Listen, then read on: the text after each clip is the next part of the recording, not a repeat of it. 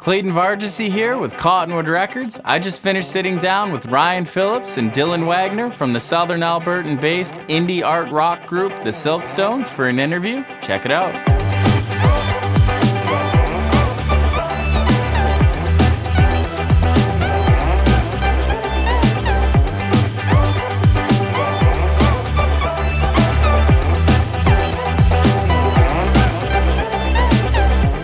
All right, thanks for joining us, guys. So the name of the band, the Silkstones, where does that come from? I used to live on a street in Copperwood in Lethbridge. It was called Silkstone Road, and the initial batch of songs that I wrote was in this house, so it just seemed like a fitting name for the songs and for the band. And what were those initial songs about? Webs on a Tree and She Only Cares were the first two really that came out of that house in that time period. It was more about growing up. It was my first time away from Cochrane and Calgary area. So they all had a theme of growing up, love, kind of basic. When did you start writing? Oh, as soon as I got a guitar, because I couldn't really play covers. I wasn't good enough to play covers, so right away I just started creating. I actually became a songwriter till I was around 16, and then it's just been building up to now. Yeah, and how about you? I remember my dad bought a guitar for himself, but I just naturally just picked it up just because it was there, and I loved Guitar Hero. Like, hey, I can play guitar. And I was like, I think the first song I learned was like Reptilia by The Strokes. So I just learned a bunch of songs, and after with like all that knowledge, I can just like write my own song with that. I don't really write songs. I usually just like find someone that can like write lyrics and like a story, and I just help them like make the actual musical skeleton, and then. But I don't think I've actually written a whole song with lyrics and music together. I'm usually just a music guy. Yeah. You guys have had some ups and downs with the band. Can you kind of walk us through to where you are now? From the beginning, it was supposed to be a solo project, and it kind of naturally evolved into a band just because we had a drummer, a guitar player who sounded so good that they had to be part of. I had to have them still in my band. And then over the time periods we built up, and Dylan joined. I joined the band. As a drummer. Well, first I was a guitar player. And then he's a drummer. And then you were going to try to play drums and sing. Yeah, not a good idea. And I was like, hey, I played rock band drums, so I played the drums on the first practice, and it just worked. And that's how I joined the band for a bit. But right away he started writing with me, yeah, like the first couple practices, and that's kind of where the Silkstones switched direction from more of a solo project to a songwriter partnership. Really quick. What else happened? Through the Light first, and Brother. Through the Light Brother. And then we had some lineup changes, and now we're here. I think we're way more focused and more committed. I think we're in it for the long run, that's for sure. So how much is kind of under your belt already so far? In terms of how many songs? Yeah, how many? Or do you guys have a couple albums? So we have an album, Record Machine, and then Her, and a single, House on Fire and Around the Bend.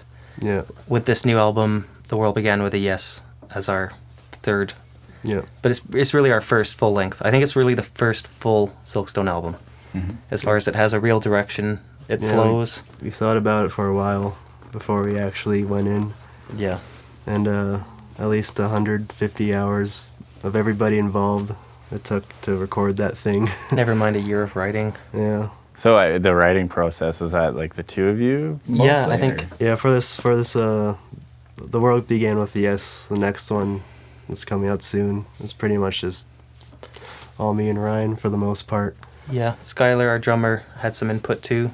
He's a good person to have around, but almost every song I'd have like a starting place, or Dylan would have a starting place, and then we'd both go through it to finish the product. I don't think there's one song where one of us wrote the whole thing. Yeah, it's kind of just like you have an idea, then the other guy has an idea, and it kind of stacks. Sometimes you have to like take from the bottom, it goes back down until everybody's happy with it and it sounds good. What was the process like recording that? It's very. He becomes the master in the studio. Yeah, I go full Brian Wilson. You just think about it. You like listen to the same part 5 times. Sometimes it doesn't work. Sometimes it's like the day before the mixing's done, you're just like, we need to do this. And it's like, it's almost a never-ending process until you just tell yourself, like, this has to be done. Yeah. the studio we worked in wasn't the biggest, so we pretty much made the best with what we had, and I think we were both pretty happy with what came out. Yeah, we really the Lethbridge scene was awesome to us when we were recording. Yeah, a lot of help From people lending us their gear. Stephen Ford lent us his guitar. Wade lent us his microphones. Dan lent us his studio. Yeah, Blake lent us all of his life. His life was gone for like the first week, and he was feeling it. We were all feeling it near the end, but we kept going. It's because the passion, I guess. Yeah. But it was a joint effort of like everybody. We couldn't have done it without all those people. What are some of the influences you guys draw from, especially for this new project? There's a lot. Yeah, there's so many. We the both- Beatles always, like, that's kind of our... Yeah, that's unanimous. That's like the main thing we have. But Michael Jackson, Michael Jackson. Thriller. He's a Michael Jackson I love guy. Michael Jackson, yeah. There's a lot. There's like, for me, it's like Interpol. There's like the band Interpol. Owen. I don't know if not many people heard of him, but his guitar playing is phenomenal. And like how he layers stuff on those recordings. The Beach Boys. Yeah, we love Pet Sounds. Pet Sounds. Only Pet Sounds. George Harrison's first solo album, All Things Must Pass. I listen to that a lot for lyrics.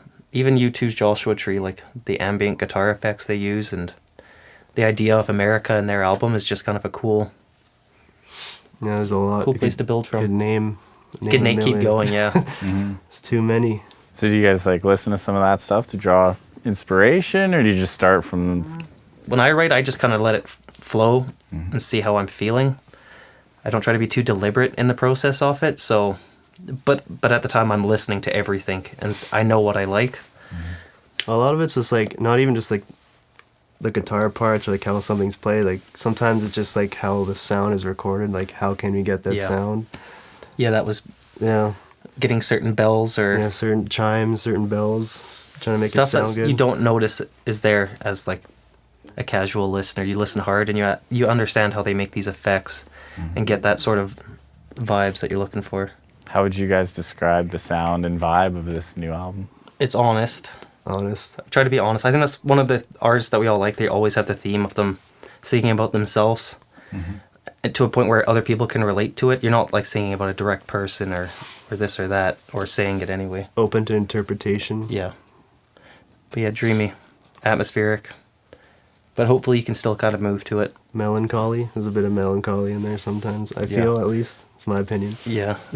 One of the artists I like a lot is Townes Van Sant, but his songs sound really sad, but at the same time they're hopeful, and I hope that our music comes across like that.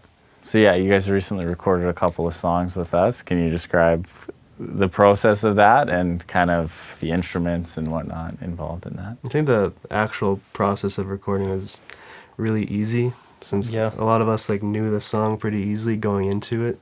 And you guys just like set everything up as, like right away, and you're just like, all right, just play your instrument, like Yeah. what we do every day. It was very easy. It was a no stress session, and then yeah, we had the guitar, acoustic, electric, violin, Megan, harmonies. Yeah, it was pretty. I had a good time. And it was nice to redo these songs because on the initial album, like, it was recorded in 14 hours. I think we did the whole thing, and like our drummer had to learn the songs in these 14 hours. Russ was learning the guitar parts. Cam did the bass after, but yeah, but there were songs that I wasn't happy with until, so it's nice to have versions that I like. But now it's like there's a little bit of a different flavor on it now. Yeah, different Definitely. guitar parts, different. Yeah. More dreamy, I guess. Yeah. We're in our dreamy phase. We're in a right now. dreamy phase. Who knows what will go next? Yeah. We'll see. All right, the songs sound great, and the album sounds great. Thank you guys for joining us. And you guys can find more about the Silkstones at www.thesilkstones.com. You can check out Cottonwood Records at www.cottonwoodrecords.com. Thank you for tuning in.